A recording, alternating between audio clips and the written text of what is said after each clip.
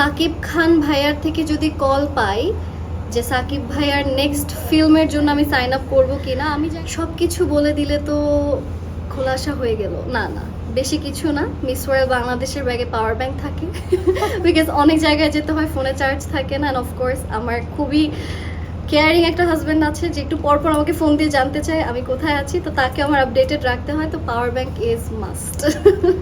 হাজবেন্ডের আপনারা যেরকম দোয়া করছেন আলহামদুলিল্লাহ ভালো যাচ্ছে।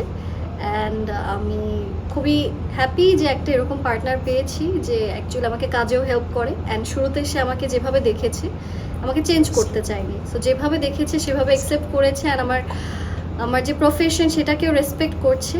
অ্যান্ড আমিও আমার জায়গা থেকে তার যে প্রাইভেসি সেটা রেসপেক্ট করার জন্য আসলে আমি ট্রাই করি যত সম্ভব তাকে কন্ট্রোভার্সিতে না জড়ানোর। কিন্তু কোনোভাবে মনে হয় যে নীলার বিয়ের সাথে একটু কন্ট্রোভার্সিটা জড়েই থাকে, কিছু হলেই নিউজ হয়ে যাচ্ছে।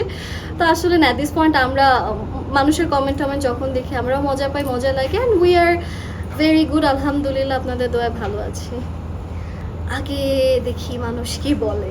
আমি খুবই নার্ভাস, মানে বিকজ এটা আমার যেহেতু প্রথম কাজ, আমি খুবই চিন্তিত যে আসলে ঠিক আছে মানুষের ভালো লাগবে কিনা, বিকজ দিন শেষে it's the audience who decide who is going to do the work or not. If they like it definitely আমি ট্রাই করব আমার বেস্ট আরও ভালো কিছু কাজ দেওয়ার। বাট যদি পছন্দ না করে তাহলে হয়তো কান্না করতে হবে একটু হালকা করে। নাটক অনেক কান্না করেছি, সো এরকমই দেখতে পারবেন আর কি। ওকে, সাকিব খান ভাইয়ার থেকে যদি কল পাই যে সাকিব ভাইয়ার নেক্সট ফিল্মের জন্য আমি সাইন আপ করবো কিনা, আমি জানি যে তৌসিফ ভাইয়া মনে হয় একটা ফিল্মের চিন্তা করছে, তো যেই নায়ক আমাকে ইন্ডাস্ট্রিতে এনেছে তার ফিল্ম আগে করব, তারপর আমি বাকি যারা আছে তাদের কাজ করব, because respect comes first. And আমাকে যেহেতু সে ডেবিউট করেছে, সো আমি ট্রাই করব তার সাথেই আমার এন্ট্রিটা দেওয়ার, বাকিটা তৌসিফ ভাই বলতে পারবে।